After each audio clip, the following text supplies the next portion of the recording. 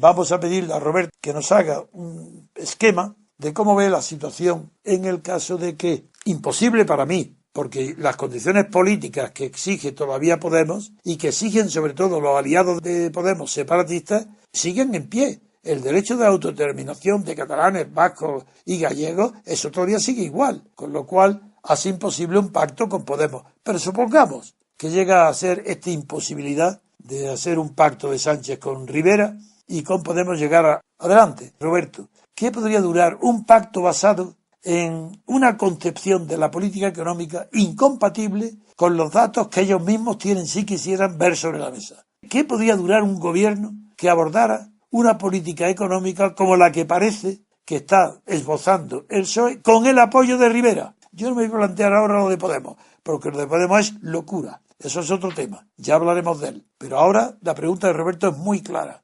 Roberto, dime cómo ves el posible acuerdo, que yo creo que no lo hay, pero en fin, si lo hubiera, sobre la política económica de ese gobierno de coalición heterogénea entre PSOE, Rivera y X. Vamos a ver, realmente es más que eso incluso porque Pedro Sánchez ha diseñado una serie de disparates, porque no son ideas sino disparates, al que ha denominado Plan de Emergencia Social, con el cual como bandera está tratando de conseguir los apoyos para formar gobierno.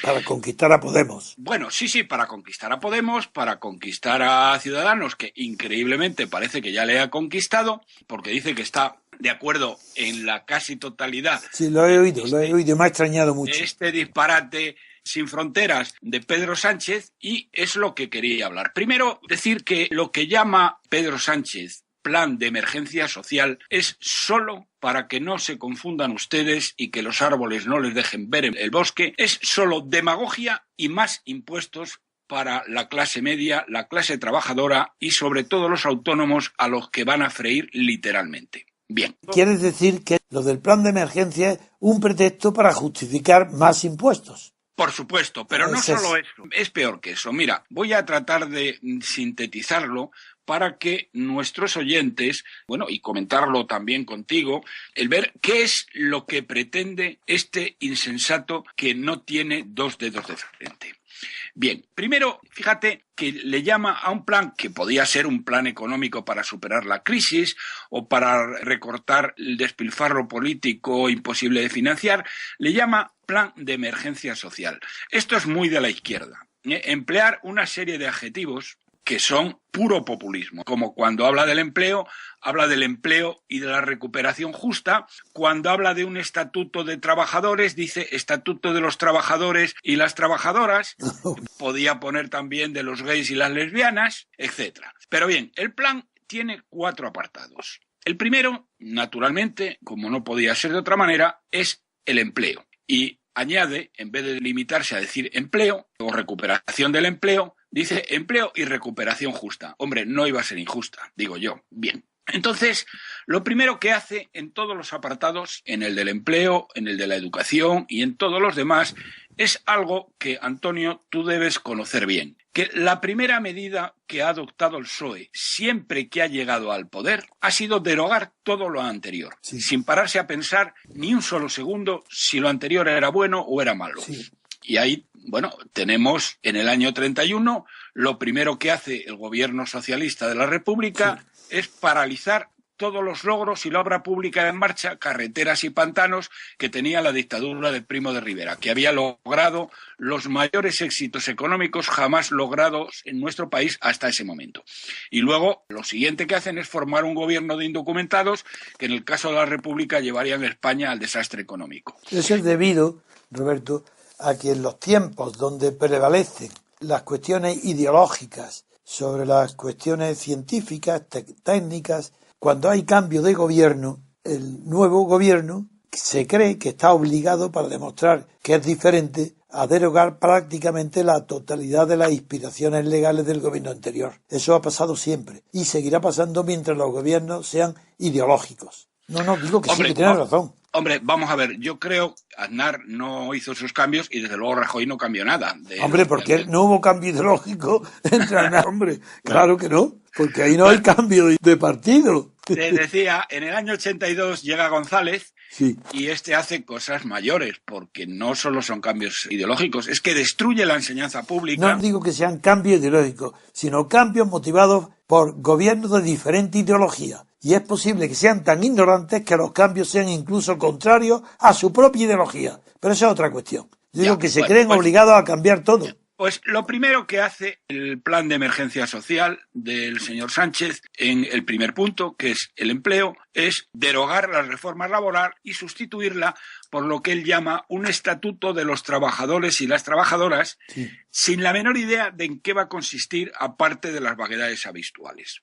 Lo segundo, fíjate, es negociar un aplazamiento de la reducción del déficit, sí, que es no saber dónde se tiene la mano derecha. Es un brindis al sol porque Bruselas, que estaba harta de que Rajoy les haya engañado año tras año y dada la incertidumbre financiera en este momento, no va a ceder ni un ápice. Rajoy, hace 2 días, ha pedido más flexibilidad, sí, no porque pensara que se la iban a dar, sino para no ser menos que Sánchez. Y el Eurogrupo se lo ha dejado muy claro, eso fue antes de ayer. Se ha dicho que no. Se ha dicho, margen cero, y además sí, será sancionado si no aplica recortes drásticos. Se lo ha dicho bien claro. Pero fíjate que hay una cosa en lo que no entiendo cómo los analistas que no analizan que tenemos en este país no son capaces de calcular las cifras. Hablan de que si vamos a tener que recortar el gasto en 8.000 millones o en 10.000 millones, es que no tienen ni idea. Y el tema es que es elemental. Miren ustedes, este año, cuando conozcamos todas las cifras, el déficit de las administraciones públicas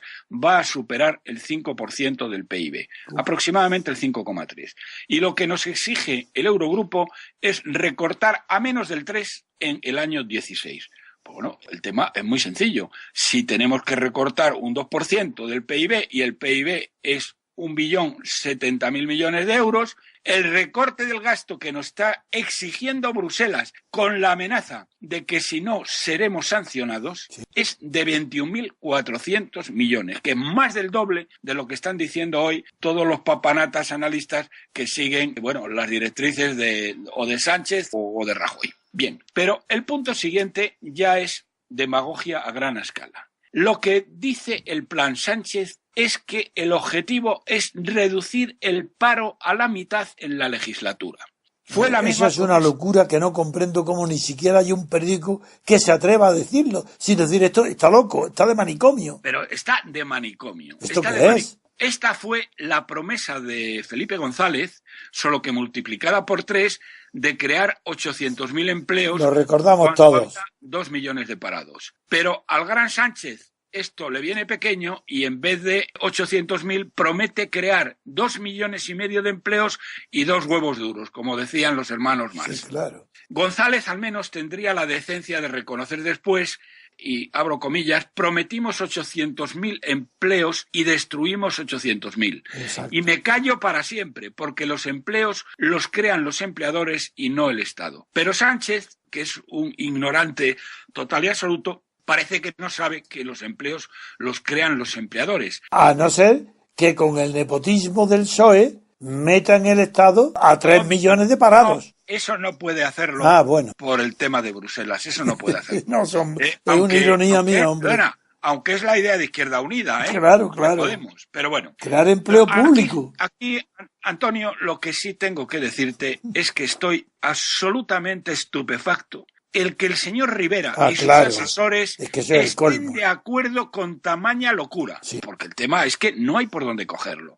¿Cómo puede el señor Rivera decir que está de acuerdo en el 90% del plan de este insensato? Bueno, vamos a ver. Claro. Porque están ansiosos de tomar poder como sea. Está soñando ser el presidente Rivera él. O pensar que van a darnos más flexibilidad o con toda la chapuza del plan. Fijaros que en el cuarto trimestre del año pasado se crearon solo 31.000 empleos en el sector privado. Sí. Pero es que en enero ha habido 200.000 cotizantes menos a la Seguridad Social, que equivalen a una cantidad similar de empleos perdidos. Pero luego es que la situación económica se está desplomando por todas partes. No hay inversión. La situación de incertidumbre de los mercados financieros y la incertidumbre respecto al gobierno que pueda haber en España está retrasando totalmente todas las decisiones de inversión y todas las decisiones de consumo significativas.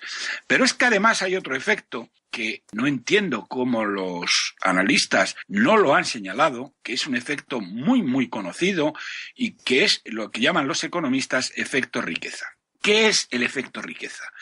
Pues que cuando las familias pierden riqueza o ganan riqueza, incrementan o reducen su consumo. Concretamente, claro, el efecto riqueza significa que por cada 10 euros de riqueza perdida, las familias reducen su consumo en un 1%. Sí. Repito, cada 10% de riqueza perdida o cada 10 euros de riqueza perdida recortan 1 euro el consumo. Fijaros que desde 1 de diciembre la pérdida de riqueza por el desplome bursátil ha sido de 160-170.000 millones de euros en España. Eso significa que el consumo y la inversión se van a reducir en 16.000-17.000 millones de euros. Si a eso añadimos que la banca española está en una situación casi de supervivencia y que ha reducido drásticamente el crédito al sector privado, los 2,5 millones de empleos de los que habla Sánchez y confirma Rivera es una burla absurda e increíble a los españoles. No, es que no podrán aplicarlo. Es que se va a ver los efectos inmediatamente, que sea imposible.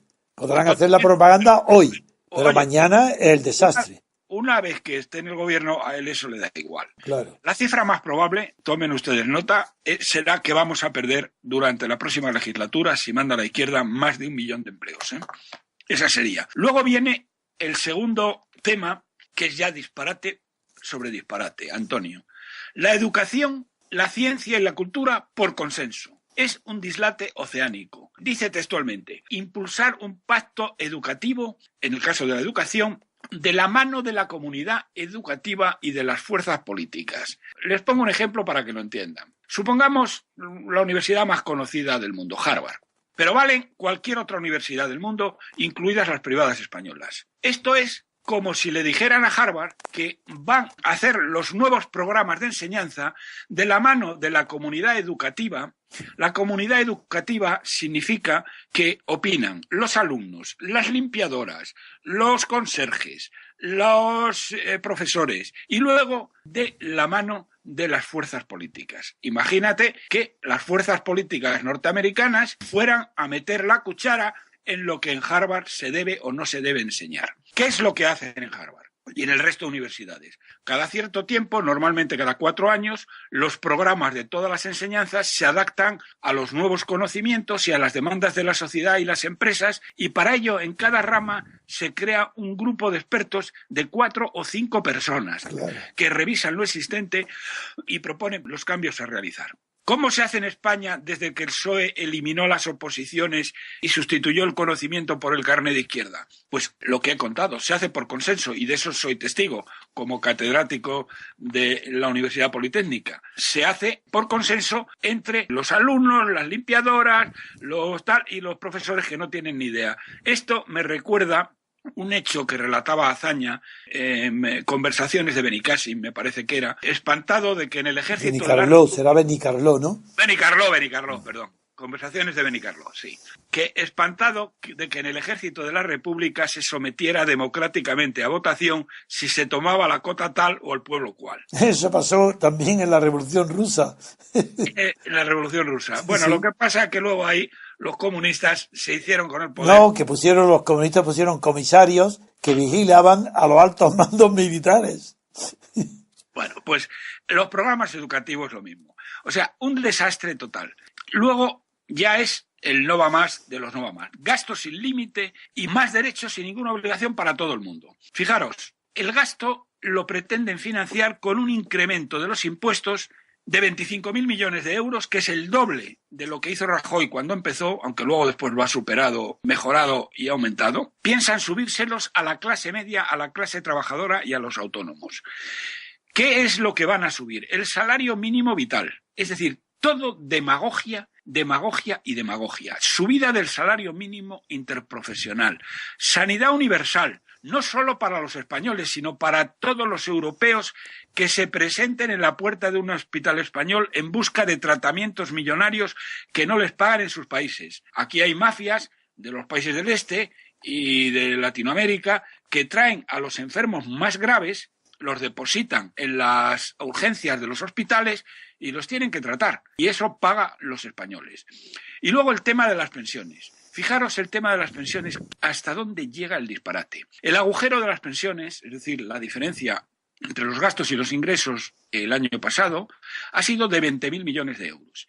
Y estos insensatos no solo dicen en el programa que van a garantizar las mismas, es que además van a reconocer a las mujeres un bonus de 2 años de cotización por cada hijo a efectos de cálculo. Es decir, si una señora tiene 2 hijos o tiene 3 hijos, pongamos una media de 3 hijos, eso supone que se le incrementará a efectos del cálculo de sus derechos de pensión en 6 años, como si hubiera cotizado 6 años más de los que en realidad ha cotizado.